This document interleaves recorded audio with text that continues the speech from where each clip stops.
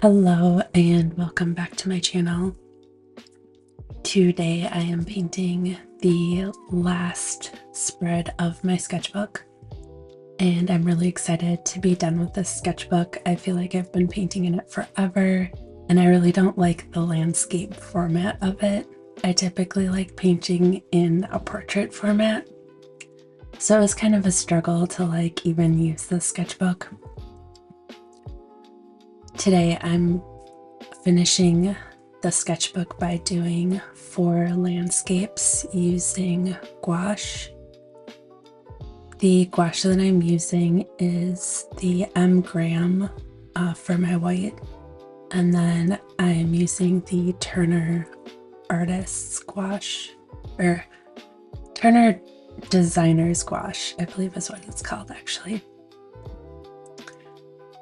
And I'm just painting some landscapes that I took photos of on my morning walks. Every morning I go on a walk with my dog and it's right when the sun rises, so every morning I take a picture of it, and today I'm painting a few of them.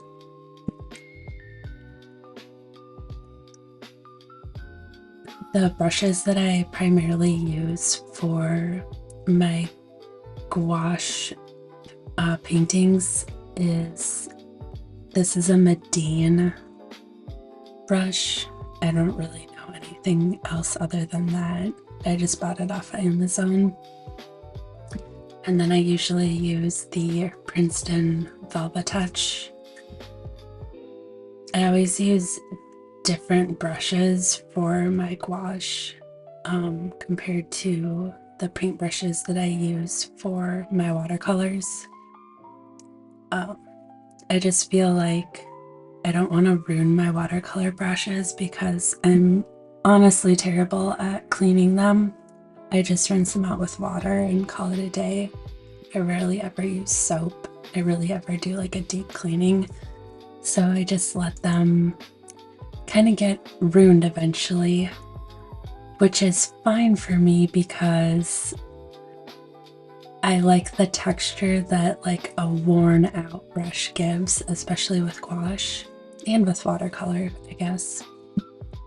A lot of the times you have to buy these like fancy misshapen brushes, but I've found over time as your brushes wear, some of those natural inconsistencies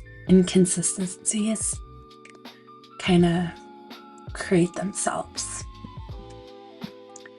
So kind of like this, where the brush isn't at a perfect tip and it's just, the bristles are going everywhere, but it kind of helps create like a really cool texture, especially for like leaves.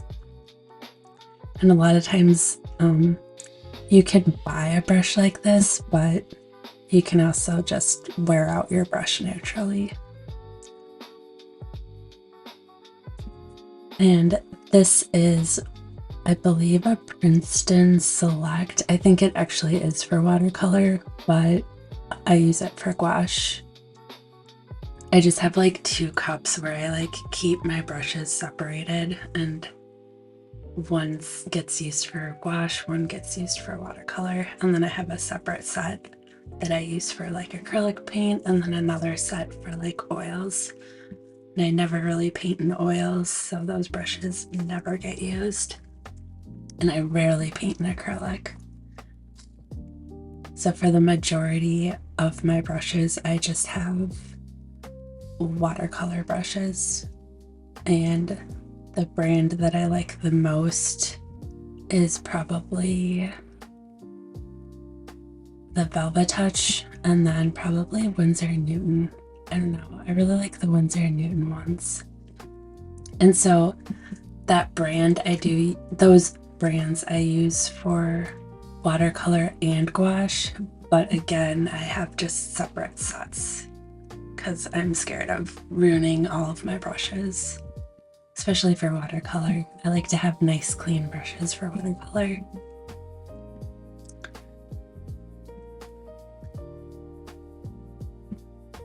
And I'm still kind of figuring out how to paint landscapes. I kind of just do whatever with no rhyme or reason. I'm primarily just thinking about color and texture when I do it. I don't want to paint like every single leaf, so I just kind of do these blobs all over. I also tried to set a time limit for myself because I didn't want to spend a ton of time painting these.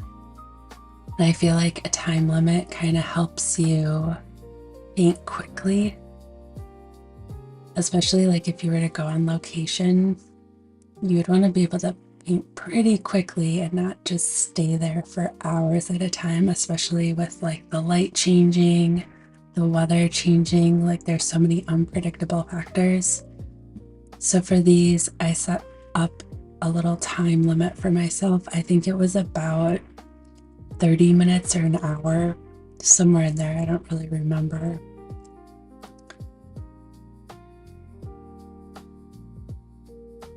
I'm just trying to figure it out as I go. So currently I'm not loving my landscapes, but I think they're getting better. I haven't really found my quote unquote style.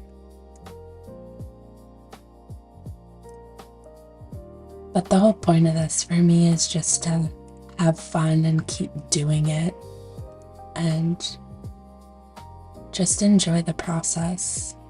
You figure out new things as you go, and you have like these moments of like, oh, I really liked how I did that. And then you can just remember to do it again and again and again. So painting for me is a lot of trial and error. And a lot of these I don't like, and that's okay because it's all part of the learning process.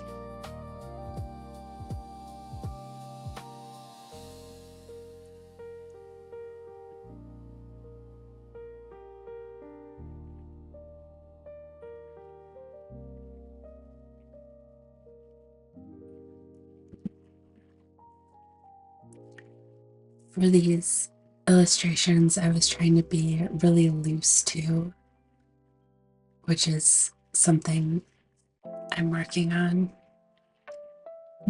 Because normally I paint really precise and detailed. And I want to be one of those painters that can just loosely paint anything minimally and it looks great. So that's something I'm kind of working towards.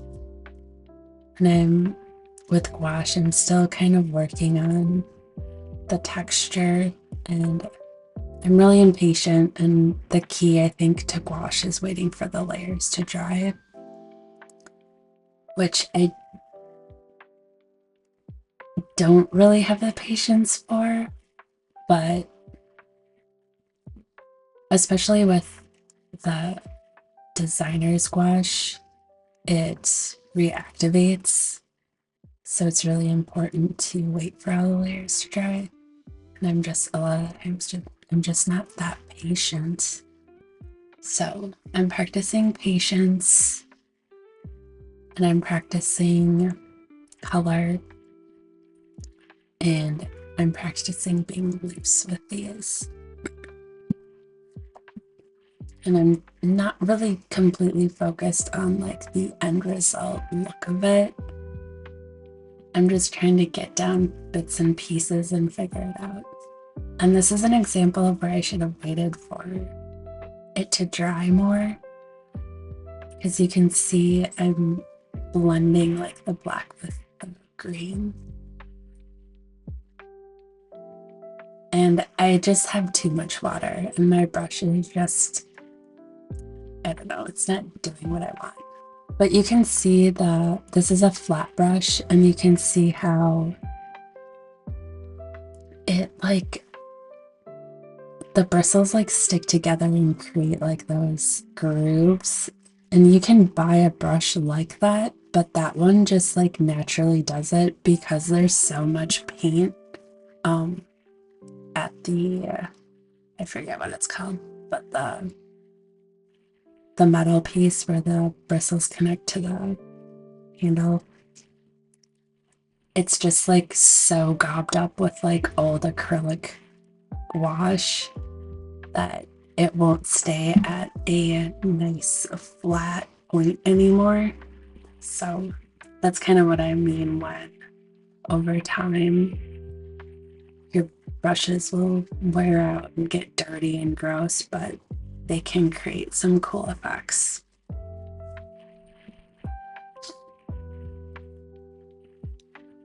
And even though this last illustration is so basic, I like it the most. I don't know, I like how I did the water. I was really happy I was able to get that dry brush going. For me, for some reason, I usually have a really difficult time with getting my brush dry enough to do the dry brush effect because I always use way too much water. And now for the tape peel. I usually just use washi tape, and it's hit or miss on whether it tears my paper. But in my sketchbook, I don't really care if it tears the paper. And I'm not even sure what sketchbook this is, so I don't think there's even a brand on it. I have no idea where I got it. It's really old. I've had it for years, probably a decade.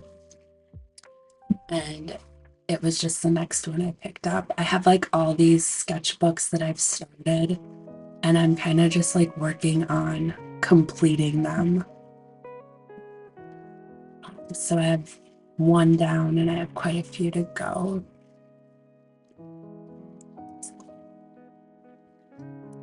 And this is the final spread. Thanks for watching. Bye.